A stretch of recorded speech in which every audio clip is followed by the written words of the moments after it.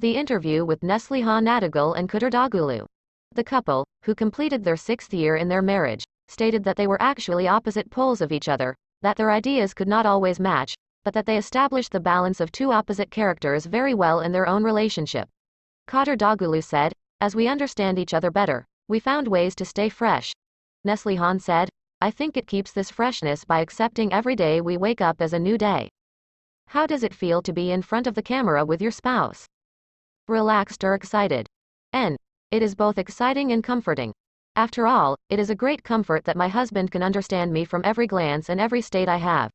It is always exciting to share the same environment with him, since we are the types who miss each other terribly when we don't see each other for 2 hours, laughs, K. I go with the urge to take my wife with me wherever I go. That's why it gives me both a great advantage and confidence. When and how did you first realize that you were in love with each other? Cotter. I can say it the first time I saw it. I say I can, because at that moment, I experienced such a high level of excitement that I could not say, I think I fell in love. What did I just go through? What happened to me? It was a state that I thought, that I digested and understood after a certain time had passed. This happened just before the set of Fatty Harbier. Neslihan. I actually fell in love with Cotter over time. His demeanor, the way he approached people, himself and me impressed me a lot. I realized that he fell in love with me during the preparations for the set. I think the whole set got it already, not just me. I might even be the last to understand, laughs. You have a very beautiful marriage that has been over 6 years. How did your relationship evolve over time? K. It always remains fresh for me. The reason it can keep its freshness is knowing that it is not a temporary thing. Everything in the world is temporary, but the shocking, initially scary thing known as love cannot be temporary. It goes wherever you go with you, so keeping it fresh is about what one wants. I guess we found ways to stay fresh as we understand each other better.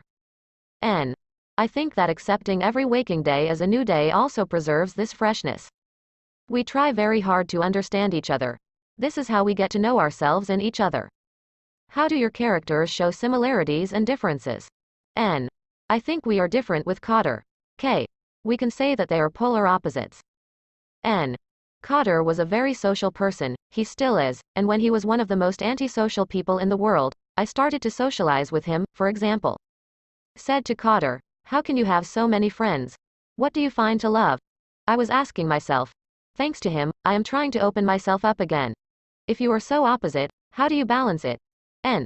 We both provide space for each other and act as if we don't have any private spaces. In this way, that balance is necessarily achieved. I'm usually the one who says to Cotter, "Stop, keep your feet on the ground." Finally, let's ask on the occasion of Valentine's Day. What was the best gift you have ever received from each other or the best surprise for you? K. My last birthday was very precious to me. It was a party where I clearly saw how well my girlfriend understood and knew me.